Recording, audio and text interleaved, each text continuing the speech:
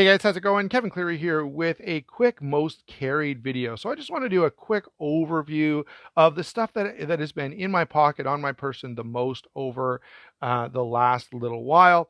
I've got a fairly wide swath here and it's a bit of a mixed bag. So let's go ahead and get right into it. Essentially, the other thing I'll say before I move on is if you see something in this video, it's not only something that I've carried a lot, but it's something I like. There's nothing on the table here that I'm going to share with you guys that I don't think pretty highly of, that I don't enjoy. All right, so I'm not saying everything here is perfect, but I'm saying it all passes the do I feel like I've got an adequate tool for the job test that I sort of put everything through. All right, let's go ahead and get into it, starting off with the Benchmade Crooked River, one of my all-time favorite Benchmades. I don't know why I've been carrying this so much lately. I did put the new MXG clip on it, and that extra little pop of color and the convenience of, or the quality of this clip and how it goes in and out of pocket, maybe that's been the thing that has made a difference the last little bit. But I've been carrying this guy quite often. I mean, everyone knows about this knife, knows that I love it, so no big surprise there. We also have, this is new-ish, I've had it for a few weeks now, but haven't got around to making any video content with it. This is the Seiko 813 or SSC 813. It's solar chronograph. The solar panels sort of are behind the subdials there. So kind of a cool looking watch. It's a little on the small side for me. That's the only thing. But I actually, I don't know, I like the look of it enough that even though it's a little small, I still wear it quite often. So I've been kind of enjoying this. Let me know what you think down in the comments. I do have another Seiko. I didn't bother to take it off. This one is, of course, the Seiko 5 Field Watch. I've done a quick review of this, or a quick overview of it in the past. Again, small, light, fairly affordable watch that I feel like I can just throw on and not have to worry too much about what the day is going to bring. I know it's basically going to be appropriate for the whatever random thing happens that day.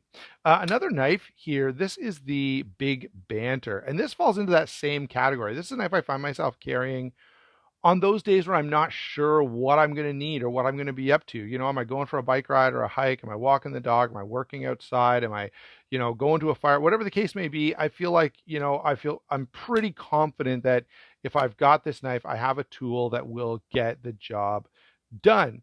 And so, those, and that's a big deal for me. I tend to not carry a knife if I have any doubts that I could get into something where I'd want something more substantial, where I'd feel like under knifed. I'll just avoid that knife altogether.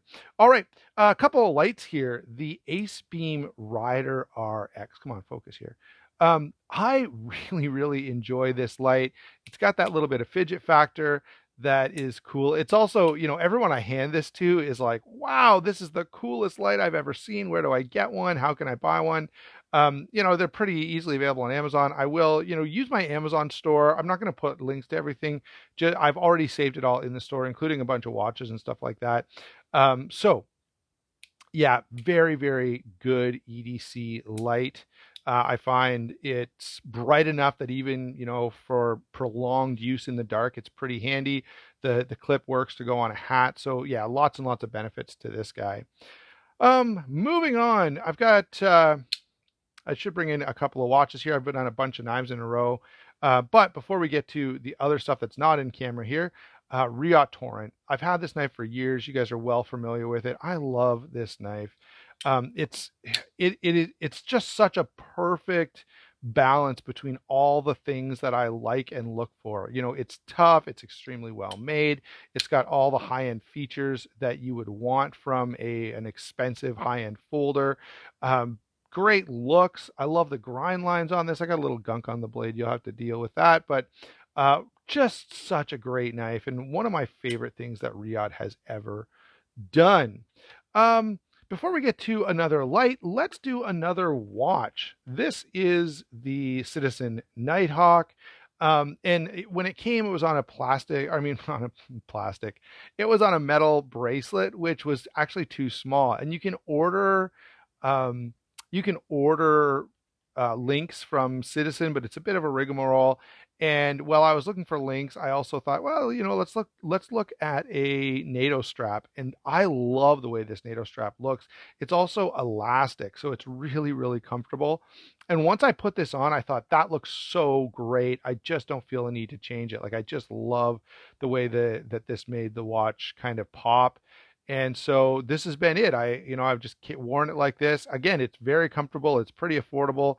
It's a great watch to put on, sort of like this one, the Seiko 5, where it doesn't really matter what's going on that day. I feel pretty comfortable wearing this watch. Um, Another watch along those lines is going to be the G-Shock 2100C here. This is, of course, the canvas or the nylon strap version of this. I've had the rubber strap version for a while and really, really enjoyed it. So when I saw these come out, I really wanted to pick one up. I was fortunate to be able to do so. And, what I love about this is it looks great. It's got sort of a field watch feel to it. Of course, being a G-Shock, it's tough. It's got a bunch of great features. It's accurate. So all of that comes into play as well. And also I think it looks really, really good and very versatile. Doesn't matter if you're sort of dressing up or dressing down, you can get away with wearing this. Next knife on the list has got to be this guy, Tactile Turn or Tactile Knife Maverick. Beautifully done. I know there were some hiccups with the first run of these, but this is superb. It's comfortable, it's well made, it's attractive. Like this is such a great knife. And if you don't have one of these, go look them up on Thunderbird Gear. These are from the second run, and a lot of the issues that were present in the initial run of these have been taken care of. Beautiful, beautiful knife. Just a huge win from Tactile Knife, and I'm glad they did this. Also, I like this because they've done some other things where I liked it and I liked the finish on it, but I just didn't love the size. This is finally in a size that I can appreciate. All right. This guy's been on the table this whole time, and we haven't really said anything about it. This, of course, is the Olight S Mini. Absolutely fantastic light. Great light to just drop in your pocket. This reminds me, making this video, that I need to pick up some CR123 batteries because I think I've got my last one in here now. Normally, I keep a whole bunch because I hate the idea of running out of batteries. But I've got a bunch of other lights around, so I haven't felt that pressure, and it's made me neglect this. So I need to get some new batteries for this. It's got a battery now that's good. It's just that when this dies, I don't have something to replace it. So great light, very useful, very easy to carry. Let's throw in a few more knives here. Of course, the Para 2 is, again, I feel like the theme of today is stuff that I just don't have to think about. Like I can throw it in my pocket and not worry. Whatever goes on, I know I'm set up well to manage it. And the Para 2 falls really, really nicely into that category. Thinking of that category, one of my favorite all-time cold steels is the Cold Steel Code 4. It carries super well. This is in CTS XHP. The satin grind is beautiful. The Tanto blade is just striking and cool.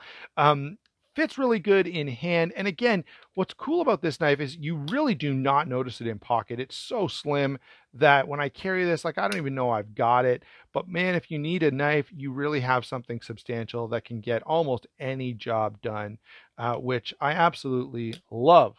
All right.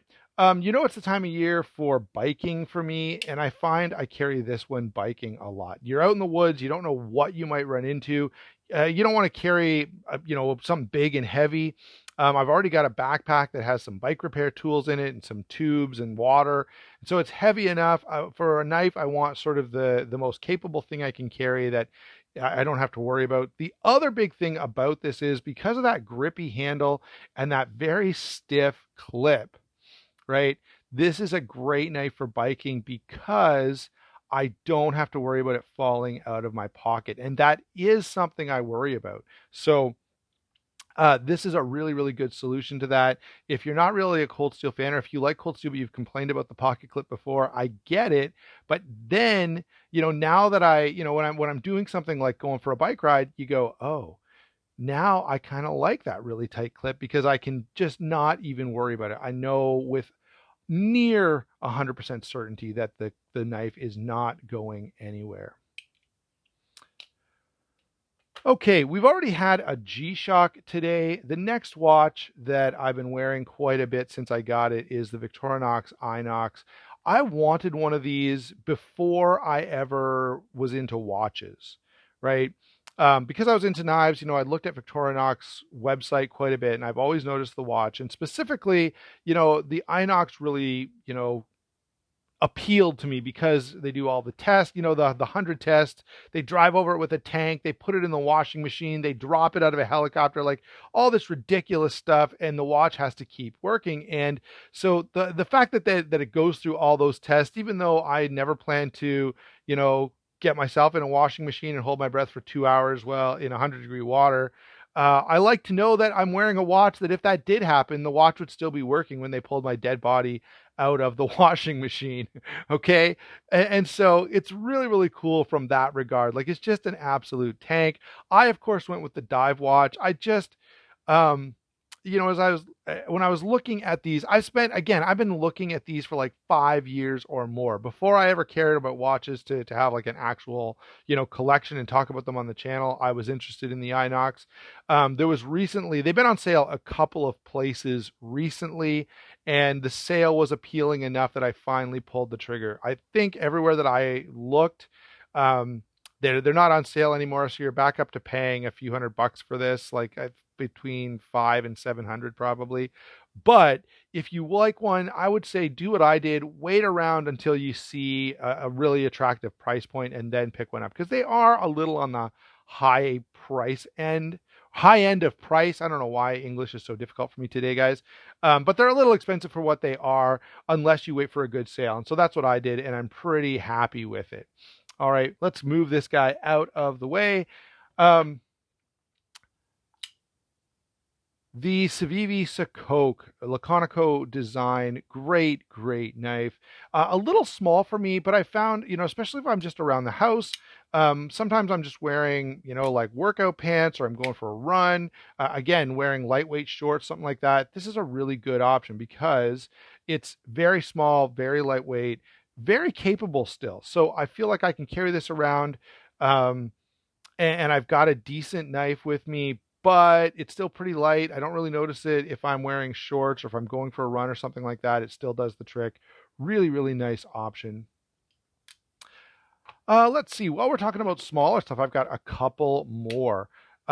This knife, I've done a first impression on it. This is the WE Knife XL Thug from Christensen Knife Works. Amazing knife. This is bar none my favorite thing that WE Knives has ever done. And they've got some great ones. I guess I'd be hard pressed to pick between this and the Malice. The Malice was a Ferrum Forge collab, also fantastic. And then WE Knives have also built some knives just for Ferrum Forge that have been sold to Ferrum Forge. I like those a lot as well. But this one gets a few more style points from me, I think. The cool factor on this knife is just a little cranked up than those others. And it's not very big. It's really classy looking. And so for all of those reasons, I have found myself carrying this quite a bit. It's actually a little small for me. It just barely meets my size requirements, but it is so gorgeous. Look at that carbon fiber. Look at the finish on this handle. Like, that is just striking. And then when you open this blade and you see that fantastic compound grind, this is a knife I can really, really get excited about. And so every time I feel like I want to carry something special or cool or interesting, I reach for this.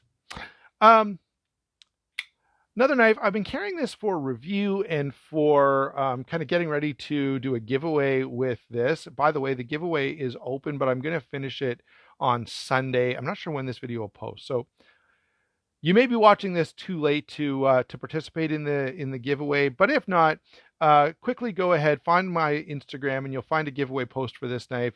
Um, if it's after, let's see, what's today, the 9th, so 10th, 11th. If it's after the 11th, the giveaway is over and you're out of luck.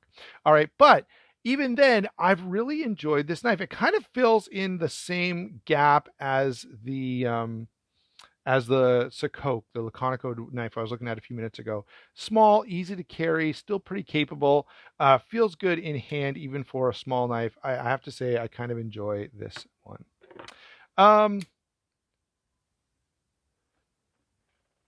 Zero Tolerance 0562. Still, in my mind, probably the best thing Zero Tolerance ever did. I found this one. It was an older one. It had been used and carried and sharpened. It's still in great shape, but I picked it up because I wanted to put a Sharp Dressed Knives scale on it, which I have done. And I think it's phenomenal. Such a great knife. This knife, along with the Riot Torrent, I think these are two of the best high-end knives out there, especially if you're someone who uses your stuff. Like, they're just so well done. They're tough, they're reliable, they're confidence inspiring, they're well done in terms of fit and finish. They scratch that high-end itch that people have without breaking the bank, and also without ending up with a knife that you don't feel comfortable using. So really, really great high-end folder. The Zero Tolerance 0562. The Torrent we've already talked about, so I won't reference it again. Lastly, I want to finish off with two watches. The Citizen Oceanus is amazing. This thing is so enjoyable. The fit and finish on this is phenomenal. And it really does, I've got a few other watches here on the table that we've looked at. And, when I put them side by side with this, you can really tell that the Oceanus is a step up with the great finishing, the details. I mean, it's so, so good. And then the other thing is its methods for staying accurate, either connecting to your phone or connecting to the World Times satellites. Just great. Actually, it's not satellites; they're antennas. I'm sorry, but connecting to World Time. So this is checking itself for accuracy. It's checking itself for indexing, and it has a Find My Phone feature. Like, it's a really, really great watch, but it looks really plain, even though it's got a lot of technology going on in there, which all of those things just really excite me. And finally, the Bulova Lunar Pilot. This is so good. I'm going to put a different band on this. There's a couple that I'm looking at. I just haven't decided yet, so I haven't pulled the trigger. But even as it stands in this configuration with the strap that it comes with all the moon landing details on it, I still enjoy this an awful lot. I think it looks great. It's sort of that really cool retro styling, but modern and interesting. The details are fantastic. I love the dial when you get a good close look at it. Absolutely great. Not to mention, this has got a nice story behind it. It's a watch. It's a moon watch, not the moon watch, which is great. Super duper accurate. Another watch. Notice that only one automatic. I don't know what's happened here, guys, but I don't know. Having this watch has just made me lean a little more toward quartz watches. All right. The other thing I want to point out here is no smartwatches this time. I've noticed, sorry guys, I knocked the tripod and didn't even realize. But here's why I don't have a lot of smartwatches on here. I haven't been skiing, and it's summertime. I tend to have easy access to my phone. I will wear my smartwatch the odd time on a bike ride, especially if I want to track time or distance, but usually I don't care. So I don't even wear it for that. The only other time I would is if I were going on a hike and I wouldn't really know where I was, I would wear my Garmin Fenix 6, because you've got the built-in GPS, which is handy. And, it's always like, if my phone dies, it's nice to have that backup to your backup type of thing. So there you go, guys. That is the stuff that I have carried the most over the last few months, really starting in about March, April, and now we're through May. So I'll try to do another one of these videos by, sometime in August. I have a really bad habit of forgetting. So if I don't, and you're one of those subscribers who regularly is in contact with me, say, "Hey, dummy, do a most carried video." It's a nice way to look at a bunch of different gear, and it gives me a chance to talk about how much I enjoy some stuff that maybe I don't get to use or wear every single day. Thanks a lot for watching. Don't forget to like and subscribe. We will talk to you soon.